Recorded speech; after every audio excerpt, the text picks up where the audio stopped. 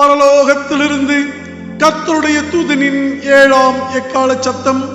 ஆண்டவரும் சர்வ வல்லமுள்ள நம்முடைய பிதாவுமாகிய கர்த்தராகிய கிறிஸ்து இயேசுவினால் அழைக்கப்பட்டவர்கள் மகிமையின் கிறிஸ்துவுக்குள் பரிபூரணத்துவத்தை அடையும்படியாக சர்வ வல்லமுள்ள கர்த்தராகிய கிறிஸ்து இயேசுவின் நாமத்தினாலே உங்களை ஆதி அப்போஸ்தல உபதேசமாகிய மகிமையின் கிறிஸ்துவின் சித்தத்தை கேட்கும்படியாக அழைக்கின்றேன். கர்த்தராகிய கிறிஸ்து நித்தியமாக வார்த்தையாயிருக்கின்றார். இன்றும் நாங்கள் கர்த்தராகிய வார்த்தையின் சித்தத்திற்கு சத்தமாயிருக்கின்றோம். நீங்கள் கர்த்தருக்கு பிறந்திருந்தால் கர்த்தருடைய சித்தத்திற்கு செவி கொடுப்பீர்கள் என்று கர்த்தர் வெளிப்படுத்தினபடியால் வார்த்தையாகிய மகிமையின் கர்த்தருடைய சித்தத்தை செய்தியாக உங்களிடத்திற்கு கொண்டு வருகின்றேன். கேட்கிறதற்கு காதுள்ளவன் கேட்க கடவன். நன்றாக கவனி. இப்பொழுது நான் மனுஷரையா கர்த்தராகிய கிறிஸ்துவையா யாரை நாடி போதிக்கின்றேன்? மனுஷரையா பிரியப்படுத்த பார்க்கிறேன்? நான் இன்னும் மனுஷரை பிரியப்படுத்துகிறவனாயிருந்தால் நான் கர்த்தராகிய கிறிஸ்துவின் ஊழியக்காரன் அல்லவே. இந்த அப்போஸ்தல நித்திய சுவிசேஷத்தை எங்களிடத்தில் ஒப்புவிக்கத்தக்கதாய் கர்த்தராகிய கிறிஸ்து எங்களை உத்தமர் என்று எண்ணியபடியே நாங்கள் மனுஷருக்கு அல்ல, எங்கள் இருதயங்களை சோதித்தருகிற கர்த்தராகிய கிறிஸ்துவுக்கே பிரியமுண்டாக பேசுகின்றோம். கர்த்தராகிய கிறிஸ்து இயேசுவின் மலை பிரசங்கம் பகுதி 6. இந்த தலைப்பிலே இன்றைய செய்தியில் கர்த்தராகிய கிறிஸ்து இயேசுவின் மலை பிரசங்கத்தில் உணர்த்தப்பட்ட அடிப்படையான தேவ ரகசியங்களை மகிமையின் கர்த்தராகிய கிறிஸ்துவினிடத்திலேயே கற்றுக்கொள்வோம். இந்த 6ஆம் பகுதியில் மத்தேயு 5ஆம் அதிகாரம் 8ஆம் வசனத்தில் கர்த்தர் கற்றுக் கொடுத்தவைகளை குறித்து நன்றாக கவனியுங்கள். மத்தேயு 5:8 வெளிப்படுத்துகின்றது, இருதயத்தில் சுத்தமுள்ளவர்கள் பாக்கியவான்கள், அவர்கள் கர்த்தராகிய கிறிஸ்துவை தரிசிப்பார்கள் என்று எழுதப்பட்டிருக்கிறது. இங்கே கர்த்தர் தன் சீஷருடைய இருதயம் சுத்தமாவதின் அவசியத்தை குறித்தும் அதனால் தன்னுடைய சீஷர்களுக்கு கிடைக்கும் மகிமை என்னவென்பதை குறித்தும் நிறைவாக உணர்த்துகின்றார். கர்த்தருடைய இரத்தத்தினால் உண்டான புதிய உடன்படிக்கையில் மகிமையின் பிதாவை தேடி விசாரித்து அவருடைய சமூகத்தை நாடுகின்றவர்களுக்கு அப்போஸ்தலர்களாகிய நாங்கள் மலை பிரசங்கத்தில் கர்த்தராகிய கிறிஸ்துவினிடத்தில் கற்றுக்கொண்டதை அவரிடத்தில் ஒப்புவித்து நாங்கள் அவரிடத்தில் ஒப்புவித்ததில் கர்த்தரால் அனுமதிக்கப்பட்ட தேவ சித்தத்தை வேத வார்த்தையை சாட்சியாக கொண்டு மகிமையின் கர்த்தரை தேடி விசாரிக்கின்றவர்களுக்கு மாத்திரம் வெளிப்படுத்தி அறிவிக்கின்றோம். கேட்கிறதற்கு காதுள்ளவன் கேட்க கடவன். முதலாவதாக, விசுவாசிக்கின்றவர்கள் மீட்டு ரட்சிக்கப்படுவதற்கென்றே அருளப்பட்ட கர்த்தரின் இரத்தத்தினால் உண்டான புதிய உடன்படிக்கையில் மகிமையின் பிதாவின் சித்தத்தின்படி இருதயத்தில் சுத்தமுள்ளாவதை குறித்து காண்போம். இதை குறித்த சங்கீதக்காரனின் தீர்க்க தரிசனத்தை நன்றாய் கவனியுங்கள்.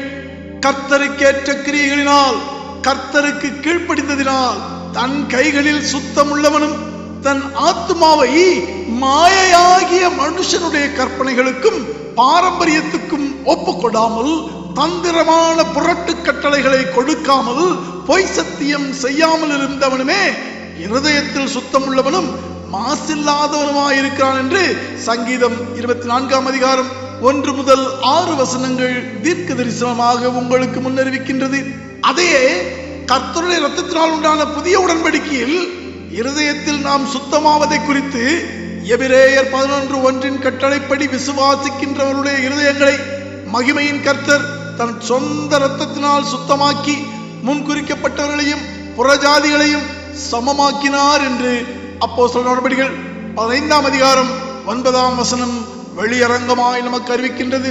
மேலும் நீங்கள் மாய்மாலமாகிய மாயமற்ற சகோதர சிநேகம் உள்ளவர்களாகும்படி பரிசுத்த ஆவியினாலே சத்தியமாகிய கர்த்தராகிய கிறிஸ்துவுக்கு கீழ்ப்படிந்ததினாலே உங்கள் ஆத்துமாக்களை கர்த்தருடைய இரத்தத்தினாலே சுத்தமாக்கி கொண்டவர்களே சுத்த இருதயம் உள்ளவர்கள் என்று 1 பேதுரு 1:22 உங்களை உறுதிப்படுத்துகிறது. முதலாவதாக இருதயத்தில் சுத்தமாவதை குறித்து கண்டோம். இரண்டாவதாக, இப்படி இருதயத்தில் சுத்தமுள்ளவர்கள் ஆனதால் கர்த்தராகிய கிறிஸ்துவை முதலாம் உயிர்த்தெழுதலில் காணும் பாக்கியவான்கள் யார் என்பதை குறித்தும் கர்த்தருடைய சித்தப்படியே காண்போம். 1 யோவான் 5:1 விசுவாசித்ததால் தேவனுடைய பிள்ளைகளானவர்கள். யோவேல் 2:27-28 பரிசுத்த ஆவியினால் ஞான ஸ்நானம் பெற்றதினால் மாம்ச சரீரத்தில் இருக்கும் பொழுதே ஏசாயா 29 எழுதப்பட்ட தீர்க்க தரிசனத்தை நிறைவேற்றினதினாலே உன்னதங்களில் உள்ள அவருடைய மகிமையையும் நித்திய வல்லமையையும் இப்பொழுதே நமக்கு வெளிப்படுத்தினதால் விசுவாசத்தின் கண்களினாலே அவர் மகிமையில் இருக்கும் வண்ணமாகவே இன்றே நாம் கர்த்தராகிய கிறிஸ்துவை தரிசிக்கின்றதினால் அவருடைய முதலாம் உயிர்த்தெழுதலின் நாளிலே முகமாக தரிசிக்க யாக்கோபு 5:19-20 படி இப்பொழுதே அவருக்கு ஒப்பா இருப்போம் என்று அறிந்திருக்கிறோம் என்று 1 யோவான் 3:2 தீர்க்கமாக உங்களுக்கு வெளிப்படுத்துகின்றது. மேலும் வெளிப்படுத்தின விசேஷம் 3ஆம் அதிகாரம் 12ஆம் வசனத்தின்படி கர்த்தருடைய நாமம் நெற்றியில் தரிக்கப்பட்டு கர்த்தராகிய கிறிஸ்துவை 1 பேதுரு 1:17 படி மகிமையின் பிதாவாக சேவித்து அதை சுவிசேஷமாக அறிவிக்கின்ற ஊழியக்காரராகிய கர்த்தராகிய கிறிஸ்துவின் ஆவியை உடையவர்கள் மகிமையின் பிதாவை எப்படி தரிசிப்பார்கள் என்று வெளிப்படுத்தின விசேஷம் 22ஆம் அதிகாரம் 4ஆம் வசனம் வெளியரங்கமாக உங்களுக்கு அறிவிக்கின்றது. அழைக்கப்பட்டவர்களே, மத்தேயு 5ஆம் அதிகாரம் 8ஆம் வசனத்தில் கர்த்தரால் சொல்லப்பட்ட இருதயத்தில் சுத்தமுள்ள பாக்கியவான்கள் யார் என்றும் அவர்கள் கர்த்தராகிய கிறிஸ்துவை தரிசிப்பதை குறித்தும் மலை பிரசங்கம் உங்களுக்கு உணர்த்துகின்றதை இப்பொழுதாவது உணர்ந்து கொண்டீர்களா? நீ உயிரோடு பூமியில் வாழும் இந்த கிருபையின் நாட்களில் சர்வ வல்லமுள்ள கர்த்தராகிய கிறிஸ்துவின் அப்பம்பிக்குதலில் பங்கு கொள்ளுதலாகிய அதிகாலையில் சர்வ வல்லமுள்ள கர்த்தராகிய கிறிஸ்துவோடு கூட சபை கூடி அவருடைய நேரடியான உபதேசத்திற்கு செவி கொடுத்து அதை உணர்ந்து கொள்வதால் புசித்து உங்கள் ஆவி ஆத்துமா சரீரத்தில் அதை நிறைவேற்றுதலாகிய பானம் பண்ணி விசுவாசத்தால் கர்த்தராகிய கிறிஸ்துவுக்கு கீழ்ப்படியுங்கள். கடைசி வரை அதில் நிலைத்திருங்கள். கர்த்தரை அறிகிற அறிவில் வளருங்கள். அழைக்கப்பட்ட சகலரையும் அப்படியே வளரச் செய்யுங்கள். பரிசுத்த தீர்க்கதரிசிகளால் முன் சொல்லப்பட்ட வார்த்தைகளையும் இரட்சகராயிருக்கிற கர்த்தருடைய அப்போஸ்தலராகிய எங்களுடைய கட்டளைகளையும் நீங்கள் நினைவு கூறும்படி இந்த நிருபங்களினால் உங்கள் உண்மையான மனதை நிலைப்பூட்டி எழுப்புகின்றேன். ஆமேன். எங்கள் அப்போஸ்தலர் நித்திய சுவிசேஷமாகிய இந்த 7ஆம் எக்கால சத்தம் உங்கள் இருதயத்தில் தொனிப்பதாக. அழைக்கப்பட்டவர்களே, கர்த்தராகிய கிறிஸ்து இயேசுவுக்குள் அப்போஸ்தலர் நித்திய சுவிசேஷத்தின்படி யோவான் 7:38 வழிநடத்துதலினால் எபிரேயர் 11:1 கட்டளையில் வெளிப்படுத்தினபடி யோவான் 14ஆம் அதிகாரம் 7 முதல் 11ஆம் வசனத்தின்படி கர்த்தராகிய கிறிஸ்து தன்னை மகிமையின் பிதாவென்று உங்களை நம்பச் சொன்னவைகளில் நீங்கள் உறுதியாயிருந்து ரோமர் 1:20 படி உங்கள் மாம்சத்தின் கண்களில் மகிமையின் கிறிஸ்துவினிடத்தில் காணாததும் காணக்கூடாததுமாகிய நித்திய வல்லமையையும் மகிமையையும் கர்த்தராகிய கிறிஸ்துவினிடத்தில் மாத்திரம் உள்ளது என்பதில் உங்கள் முழு இருதயத்தில் நிச்சயமும் உள்ளவர்களாகி இப்படி வேத வாக்கியங்களின்படி மகிமையின் கிறிஸ்துவின் மேல் வைக்கும் விசுவாசத்தில் மகிமையில் உள்ள தூதர்களும் ஆதி அப்போஸ்தலர்களும் நாங்களும் நிலைத்திருப்பதைப் போல நீங்களும் உங்கள் வீட்டாரும் எங்களோடு கூட மகிமையின் கிறிஸ்துவுக்குள் ஒரே சிந்தையாயிருக்க அழைக்கப்பட்ட உங்களுக்கு மகிமையின் கர்த்தராகிய கிறிஸ்துவின் நாமத்தினாலே கர்த்தருக்கு முன்பாக அவருக்கென்று ஒளி வீசும் சபையாயிருந்து மீண்டும் கர்த்தரின் முகத்தின் மகிமையின் பேரொளியை உங்கள் மேல் அப்போஸ்தலர் நித்திய சுவிசேஷ வெளிச்சமாக பிரதிபலிக்கின்றேன். அப்போஸ்தலர் 13:48 படி நித்திய ஜீவனுக்கென்று நீங்கள் மகிமையின் கர்த்தராகிய கிறிஸ்துவினால் நியமிக்கப்பட்டிருந்தால் இந்த விசுவாசத்தில் நிலைத்திருப்பீர்கள்.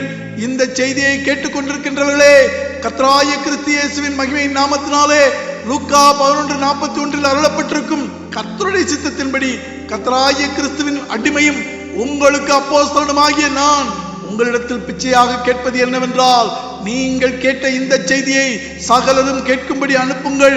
இந்த உயிரோடு இருக்கும் கர்த்தருடைய அப்போஸ்தலனுக்கு நீங்கள் கொடுக்கும் இந்த பிச்சையானது கர்த்தராகிய கிறிஸ்துவுக்கு பிரியமான சுகந்த வாசனையும் உகந்த பலியுமாக வரப்பற்றிக் கொண்டு நான் திருப்தி அடைவேன்.